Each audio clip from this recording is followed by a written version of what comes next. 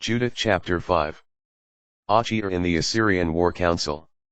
It was reported to Holofernes, the ranking general of the Assyrian forces, that the Israelites were ready for battle, had blocked the mountain passes, fortified the high hilltops, and placed roadblocks in the plains. In great anger he summoned all the rulers of Moab, the governors of Ammon, and all the satraps of the coastland, and said to them, "Now tell me, you Canaanites, what sort of people is this that lives in the hill country? Which cities do they inhabit? How large is their force? In what does their power and strength consist? Who has set himself up as their king and the leader of their army? Why have they alone of all the inhabitants of the west refused to come out to meet me?" Then Achir, the leader of all the Ammonites, said to him, "My lord, please listen to a report from your servant. I will tell you the truth about this people that lives in the hill country near here. No lie shall escape your servant's lips. These people are descendants of the Chaldeans. They formerly lived in Mesopotamia, for they did not wish to follow the gods of their ancestors who were in the land of the Chaldeans. Since they abandoned the way of their ancestors, and worshipped the God of heaven, the God whom they had come to know, their ancestors expelled them from the presence of their gods.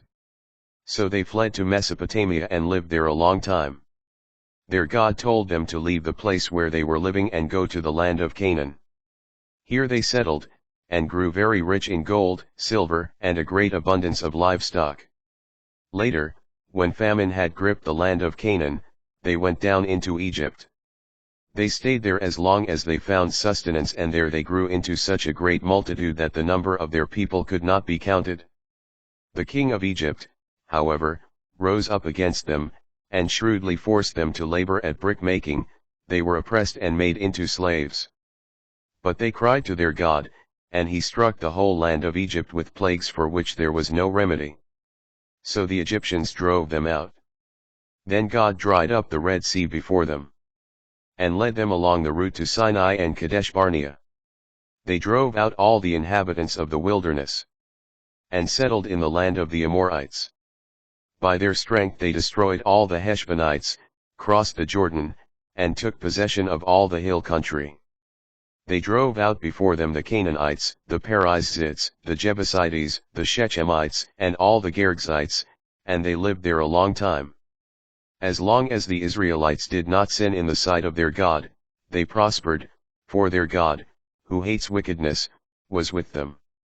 But when they abandoned the way he had prescribed for them, they were utterly destroyed by frequent wars, and finally taken as captives into foreign lands. The temple of their God was razed to the ground, and their cities were occupied by their enemies. But now they have returned to their God, and they have come back from the diaspora where they were scattered. They have reclaimed Jerusalem, where their sanctuary is, and have settled again in the hill country, because it was unoccupied.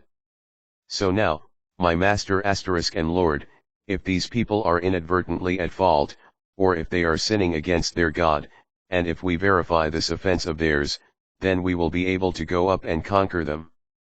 But if they are not a guilty nation, then let my Lord keep his distance, otherwise their Lord and God will shield them, and we will be mocked in the eyes of all the earth." Now when Achir had finished saying these things, all the people standing round about the tent murmured, and the officers of Holofernes and all the inhabitants of the seacoast and of Moab alike said he should be cut to pieces. "We are not afraid of the Israelites," they said, "for they are a powerless people, incapable of a strong defense. Therefore let us attack, Master Holofernes. They will become fodder for your great army."